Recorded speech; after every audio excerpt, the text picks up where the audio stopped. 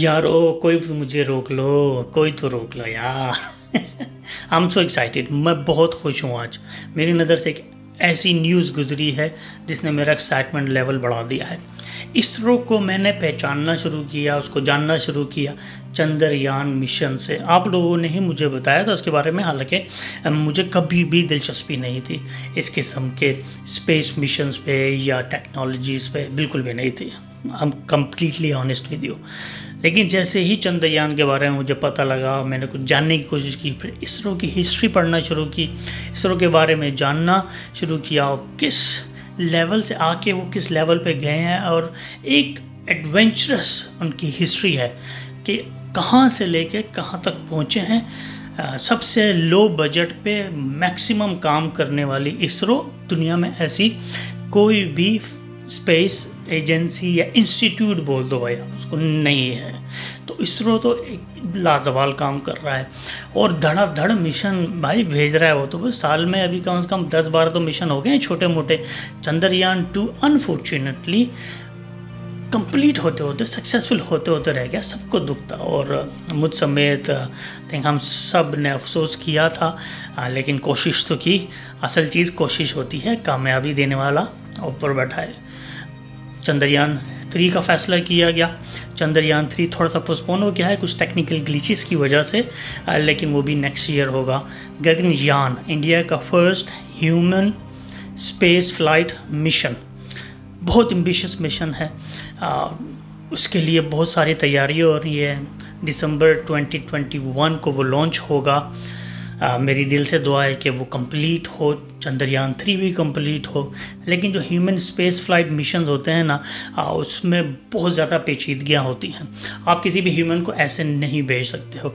बहुत सारे pre module tests होते हैं, टेस्ट फ्लाइट्स होती हैं, बहुत से ऐसे टेक्निकल स्पेस व्हीकल्स होते हैं जिनको टेस्ट किया जाता है बार बार कि वो किसी ह्यूमन को ले जाने के काबिल हैं भी कि नहीं, या ह्यूमन की जो एक्टिविटी होती है क्या वो कोप कर पाएंगे भी कि नहीं। कार्बन डाइऑक्साइड, ऑक्सीजन, उसका बहुत सारा मामला होता है।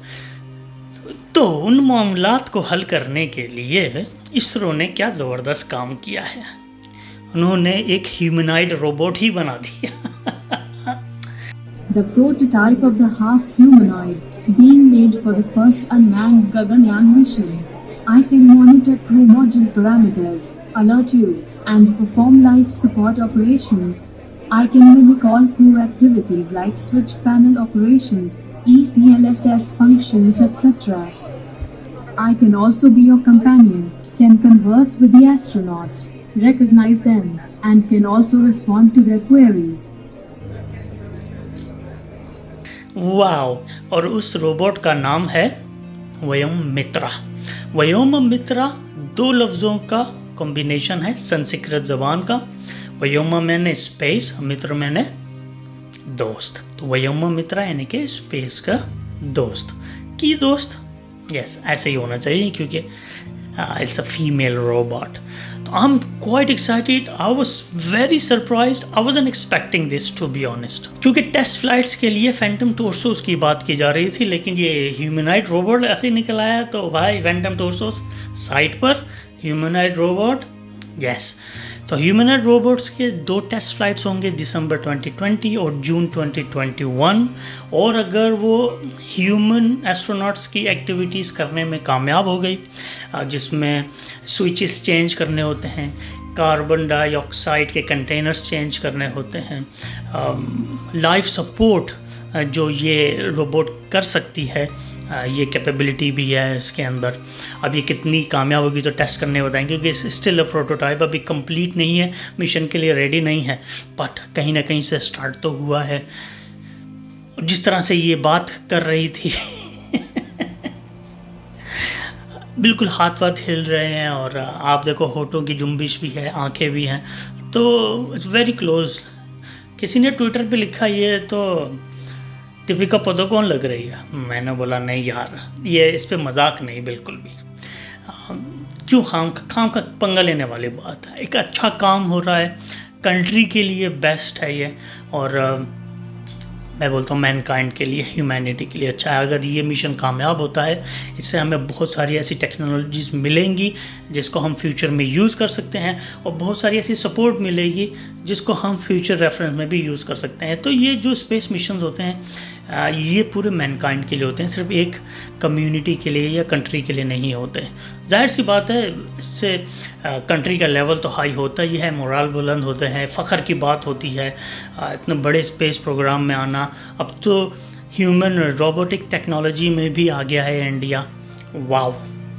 तो बहुत ज़बरदस्त बात है। मैं तो बोलता हूँ टेक्नोलॉजी में तो आगे है ही, जितनी भी बड़ी बड़ी टेक्नोलॉजी कंपनीज़ हैं दुनिया के, उसके सब CEOs इंडियन ही हैं, और IIT से जितने ज़बरदस्त इंजीनियर्स निकल के आते हैं और जो इसरो में काम करते हैं, डेडिकेटेड, वेल डिज़र्विंग, ऑनेस्ट हैं, या अपने मुल्क के साथ, कंट्री के साथ जिस तरह वो काम कर रहे हैं, ज़बरदस्त है यार। उनका बजट भी इतना ज़्यादा नहीं है इसरो का, अगर आप देखा जाए तो नासा के मिलियन ट्रिलियंस के बजट्स हैं, लेकिन ISRO I think less than half budget में भी बहुत ज़बरदस्त काम कर रहा है। तो इसको रिकग्निशन मिल रही है। डिफरेंट स्पेस एजेंसीज जो हैं इंडिया आके अपने क्राफ्ट्स सैटेलाइट में भेजते हैं, तो आप देखो ये एक प्रोवाइडर का काम भी कर रहे हैं। तो ओवरऑल ये रोबोट बहुत ज़बरदस्त चीज़ है, इसने मेरी एक्साइटमेंट बढ़ा दी है, और गगनयान का जो मिशन है उसको मैं कंटिन्यूसली फॉलो करूँगा, और आपका काम भी है कि मुझे अपडेट करते रहें कि अगर इसमें कोई भी इम्प्रूवमेंट आए, कोई नई चीज़ इंट्रोड्यूस हो रही है। जब टेस्ट फ्लाइट होगी डेफिनेटली मैं वीडियो करूँगा, दिसंबर 2020 एंड जून में भी। मुझे आप लोगों का साथ चाहिए, और मैं हमेशा से आप लोगों का वेल विशर हूँ इस मिशन के लिए, कामयाबी के लिए। चंद्रयान 2 अनफॉर्चुनेटली नहीं कामयाब हुआ था, लेकिन yes I was one of the well wishers कि वो कंप्लीट हो। मैं चाहता हूँ हमारे पाकिस्तान में भी इस तरह की टेक्नोलॉजी तेज़ी से आगे बढ़े, और कोशिश की जाए। एम्बिशन, विल और हिम्मत चाहिए होती है, जो कि इसरो ने दिखाई है।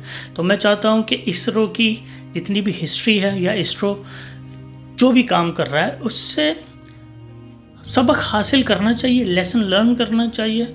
और बीइंग अ पाकिस्तानी मैं भी रिक्वेस्ट करूँगा कि पाकिस्तान की तरफ से भी कोई इस तरह के मिशंस का एटलीस्ट इनिशिएटिव तो लिया जाए। मेरी नज़र से तो कुछ नहीं गुजरा, लेकिन चाहते हैं कि पाकिस्तान का नाम भी इसी तरह रोशन हो। प्राउड फील होता है यार, ये हमारे पड़ोसी है ना। अगर पड़ोसी इतना ज़बरदस्त काम कर रहा है, इतनी खुशी हो कि छाती फूली हुई है, जब पाकिस्तान करेगा तो फिर बात कहाँ से कहाँ जाएगी। आई होप कि अच्छा काम हो, लेकिन मैं कंग्रेचुलेट करना चाहूँगा इसरो को, इसरो की टीम को, जिसने दिन रात मेहनत करके डेडिकेशन के बाद इस ह्यूमनॉइड रोबोट को कंप्लीट किया है इस मिशन के लिए। और अभी बहुत काम करना बाकी है, क्योंकि अभी 2 साल पड़े हैं पूरे मिशन में ऑलमोस्ट, और जो टेस्ट मिशन हैं उसमें तकरीबन 10-11 महीना है। तो आई होप कि ये कंप्लीट हो प्रोटोटाइप और रेडी हो जाए by 2020। Then I will meet with you with the same topic, or maybe a different topic, something like that. But यार देखो I'm really sorry कि मेरे एक्साइटमेंट में थोड़े वर्ड जो है ना आगे पीछे हो रहे हैं। तो आप सब लोगों को बहुत ज़्यादा कंग्रेचुलेशंस, और यस आई होप कि ये मिशन कामयाब हो और हम सबको इससे कुछ सीखने का मौका मिले। अगर आपको मेरा वीडियो पसंद आया और इसमें कोई मैंने गलत बात की है तो प्लीज़ मुझे माफ़ कीजिएगा, लाइक ज़रूर कीजिएगा, कमेंट ज़रूर कीजिएगा, अपना बहुत ख्याल रखिएगा, स्टे सेफ, खुश रहें। अस्सलाम वालेकुम and good bye. If you have not already subscribed to my channel, then please subscribe now, and don't forget to press the bell button for the notifications of my latest videos.